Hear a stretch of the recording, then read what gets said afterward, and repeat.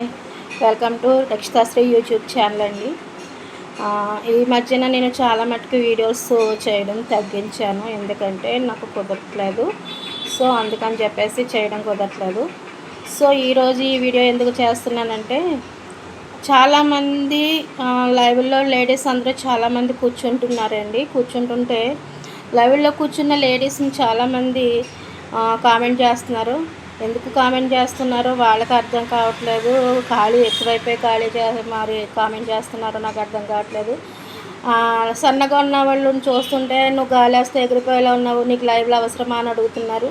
లావుగా ఉన్న వాళ్ళని కూర్చుంటేనేమో నువ్వు ఎన్నిసార్లు తింటావు, నువ్వు ఎందుకు అంత లావు అయిపోయావు, లేకపోతే లడ్డు అని, లేకపోతే సంథింగ్ వేరే ఏదో రకంగా అయితే టీచ్ చేయడం, కామెంట్ చేయడం అన్నది జరుగుతుంది. సో నేను ఒకటైతే చెప్తానండి, ఒక లావుగా అయిపోవడమైనా సన్నగా అయిపోవడమైనా అన్నది ఏంటంటే హార్మోనల్ ఇన్బ్యాలెన్స్ వచ్చినప్పుడు లేడీస్ చాలామందికి ఏమవుతుందంటే వెయిట్ గెయిన్ అవుతారు. హార్మోన్స్ ఇన్బ్యాలెన్స్ అన్నది అంటే మరి వాళ్ళకి కొంచెం మైండ్ ఏమైనా పని చేస్తుందో లేదో నాకు తెలీదు. చాలామందికి నేను చెప్పేది ఏంటంటే లావుగా అవ్వడం అన్నది హెల్త్ ఇష్యూస్ వల్ల వచ్చే ప్రాబ్లం అది, అంతే తప్ప తినేయడం వల్లే అందరూ లావు అయిపోరండి. ఇంకొక విషయం ఏంటంటే హార్మోన్స్ ఇన్బ్యాలెన్స్ వచ్చినప్పుడు, థైరాయిడ్ వచ్చినప్పుడు లేడీస్ ఎవరైనా కూడా వెయిట్ గెయిన్ అవుతారు. ఇంకొకటి ఏంటంటే బేబీస్ పుట్టినప్పుడు ఆడవాళ్ళకి ఏంటంటే సిజరీన్స్ అవుతాయి, పెద్ద ఆపరేషన్ అంటారు. సో అది సిజరీన్ అయినప్పుడు ఏమవుతుందంటే 1, 2, 3 సిజరీన్స్ అయినప్పుడు ఏమవుతారంటే వెయిట్ గెయిన్ అవుతారు వాళ్ళు. ఎందుకంటే వాళ్ళకి హెల్త్ ఇష్యూస్ స్టార్ట్ అవుతాయి, అప్పటి నుంచే స్టార్ట్ అవుతాయి. అలా స్టార్ట్ అయినప్పుడు ఏమవుతుందంటే హెల్త్ విషయంలో చాలా వరకు డిస్టర్బెన్సెస్ ఏర్పడతాయి. దానివల్ల ఏమిటంటే కొంచెం వెయిట్ గెయిన్ అవ్వడం అలాగ ఉంటారన్నమాట. సో అది కొంచెం అర్థం చేసుకోవడానికి ప్రయత్నించండి. కామెంట్ చేసే వాళ్ళు ఎవరైనా సరే, ఒక లేడీస్ని ఎవరినైనా సరే, థైరాయిడ్లో హైపోథైరాయిడ్ ఉంటుంది, మళ్ళీ మామూలు వేరే థైరాయిడ్ ఉండి అలా థైరాయిడ్స్లో ప్రాబ్లమ్స్ కూడా ఉంటాయండి. అలా ప్రాబ్లం ఉన్న వాళ్ళు కూడా వెయిట్ తక్కువ అవ్వడం, వెయిట్ లావు అవ్వడం అన్నవి ఖచ్చితంగా జరుగుతాయి.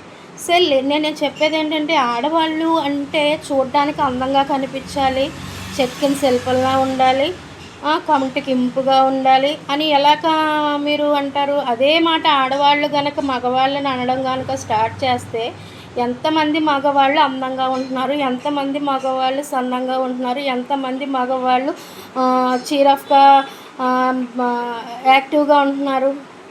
మేము అడగడం మొదలు పెడితే మీరేమైపోతారు అని అడుగుతున్నాను నేను. చాలామంది మగవాళ్ళు నేను అడిగే క్వశ్చన్ ఏంటంటే అదే క్వశ్చన్ మిమ్మల్ని వేస్తాను నేను. అదే క్వశ్చన్కి మీరు ఆన్సర్ ఇవ్వగలరా? ఆడవాళ్ళని మీరు పేర్లు పెట్టి ఆడవాళ్ళని మీరు ఇలాగ టీచ్ చేసి ఇలాగా కామెంట్ చేస్తున్నారు కదా, మీరు మాకు కనిపించట్లేదు, లైవ్లో మీరు కనిపించరు కాబట్టి మీరు మమ్మల్ని ఎన్నన్నా కూడా మేము మాట్లాడట్లేదు. అదే లైవ్ ఒకవేళ మీరు చేస్తే మీకెన్ని కామెంట్స్ వస్తాయో ఒకసారి మీరు ఆలోచించుకోండి. మగవాళ్ళందరూ కూడా మీరు కనుక లైవ్లో కూర్చున్నారనుకో ఒక్కళ్ళు కూడా మీ మొహం చూడరు. ఆ విషయం ఒకసారి మీరు అర్థం చేసుకోండి. మేము లావుగా ఉన్నా ఆడవాళ్ళం, సన్నంగా ఉన్నా లావుగా ఉన్నా మాకుండే అందం మాకు ఉంటుందండి. అయినా అందం అన్నది రూపంలో ఉండదండి, రూపంలో ఉండదు, మనిషి శరీర తత్వంలో ఉండదు, మనసులో ఉంటుంది. ఒక మనిషి ఇంకో మనిషితో ఎంత అందంగా మాట్లాడుతున్నారు, ఎంత ఇదిగా మాట్లాడుతున్నారు, ఎంత గౌరవంగా మాట్లాడుతున్నారు, ఎంత ఆప్యాయంగా మాట్లాడుతున్నారు, ఎంత ప్రేమగా మాట్లాడుతున్నారు అన్న దాని మీద ఉంటుంది తప్ప అందం అన్నది ఫేస్ని చూసో లేకపోతే ఇవాళ రేపు ఉండి బుగ్గుపాలైపోయి శరీరాన్ని చూసో అయితే మాత్రం ఉండదు. అందం ఎప్పుడు మనిషికి మనసులో ఉండాలి. అది అందం అంటే. మాట్లాడడం అంటే మన మాట తీరులో ఉండాలి అందం అంటే. అంతే తప్పించి మనిషిని ప్రతి ఒక్కళ్ళు చెక్కిన శిల్పంలా ఉండాలి అంటే ఈ రోజుల్లో ఎవరు అలా ఉండరు. మీరు ఉంటారా? మీ మగవాళ్ళు ఎవరైనా ఉంటారా? పొట్టలు వేసుకొని తిరుగుతూ ఉంటారు, పొట్టలు వేసుకునే తిరుగుతూ ఉంటారు, మీరు ఇంకొకరికి పేర్లు పెడతా ఉంటారు. ఎంతవరకు కరెక్టు? మేము పొట్టలు వేసుకుని తిరిగినా ఎలా తిరిగినా బుద్ధిగా అందంగానే ఉంటాం ఆడవాళ్ళం ఎవరైనా. మీ మగవాళ్ళకి పొట్టలు వచ్చేసి నెత్తి మీద జుట్టు వెనకపోయి మీరేమో అలా ఉంటారు, ఎదుటి వాళ్ళకి పేర్లు పెడతారా అండి? మీరు ఎవరికి పెడుతున్నారండి మీరు పేర్లు అసలు? ఇంకా నేను ఒకటే చెప్తున్నానండి, లైవ్లో కూర్చున్న ఆడవాళ్ళు ఎవరినైనా సరే కామెంట్ చేస్తే నేను ఒప్పుకోనండి. ఎందుకంటే వాళ్ళు లేడీస్ అందరూ కూడా వాళ్ళ మనసుల్లో వాళ్ళు ఏదైతే చేయాలనుకుంటున్నారో వాళ్ళ టార్గెట్ రీచ్ అవ్వడం కోసం లైవ్లో కూర్చుంటున్నారు. మీరు గౌరవించకపోయినా పర్లేదు, వాళ్ళ లైవ్ చూడకపోయినా పర్లేదు, మా లైవ్లు మీరు మమ్మల్ని కామెంట్ చేసే హక్కు అధికారం అయితే మీకు లేదు. మమ్మల్ని పెట్టి పోషిస్తున్న మా హస్బెండ్స్కి మాత్రమే ఉంటుంది. ఏదైనా అనాలన్నా ఏదన్నా చెప్పాలన్నా ఆ అధికారం వాళ్ళకు హస్బెండ్స్కి మాత్రమే ఉంటుంది.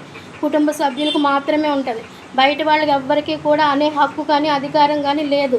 మీ ఇష్టం వచ్చినట్టు లైవ్లో కనపడం కదా అని చెప్పేసి ఇష్టం వచ్చినట్టు కనుక మీరు కామెంట్స్ పెడితే మాత్రం అస్సలు బాగోదండి. వదిలేసేయండి.